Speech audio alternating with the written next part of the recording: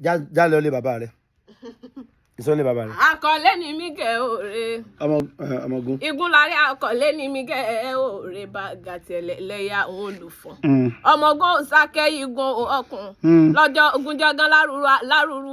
Wọ́n ní yóò báyà lárúurú abòlé téńgbà òkú kan fòròpọ̀ tí wọ́n sọgún nílẹ̀ mi. Àníkẹ́dùn òre ni wọ́n sọgún níran bàbá mi tó bí mi lọ́mọ.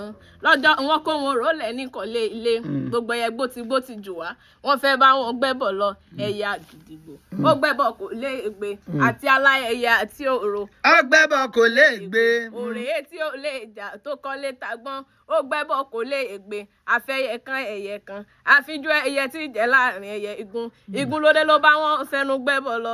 Láfidọ́mọ bá orígúnnugún ò gbọ́dọ̀ ṣẹ̀bọ̀ bá ò rákàràmàgbà ò gbọ́dọ̀ ṣòro. Bá rí tẹ́ǹtẹ̀rẹ́ ayé ò lè tẹ́rẹ̀ rẹ̀ bí ìgbà oko.